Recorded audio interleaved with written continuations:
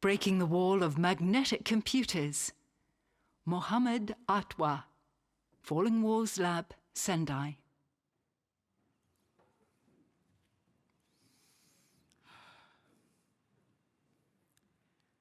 Scientists have been trying for decades to make magnetic computers a reality.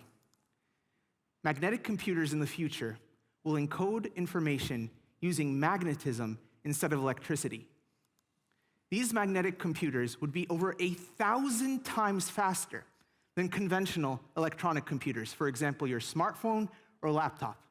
Not only that, magnetic computers would also be ridiculously more energy efficient than electronic computers, making them run cooler, quieter, and overall making them better for the environment.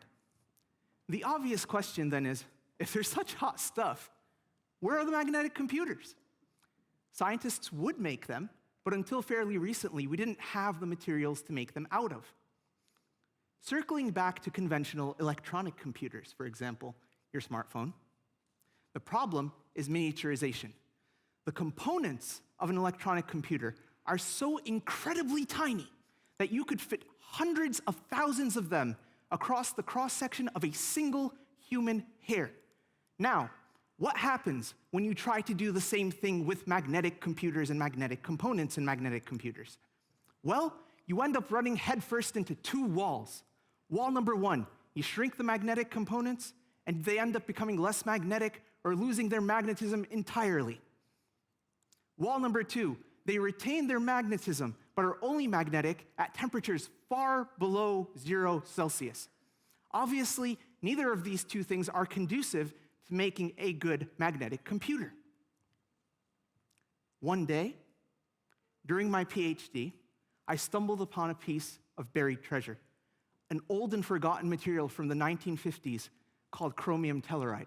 Chromium telluride is miraculous because it retains its magnetism, even when you make it one atomic layer thin. That's wall number one, down. By tinkering around with the ratio of the chromium to the tellurium in chromium telluride, my colleagues and I have perfected a recipe that allows chromium telluride to remain magnetic even above and at room temperature. That's wall number two, down. The future will be magnetic smartphones, which are 10 times as fast as your desktop computer or laptop, and will have a battery that carries charge for months instead of days or hours. That's the future that I'm working towards. Thank you.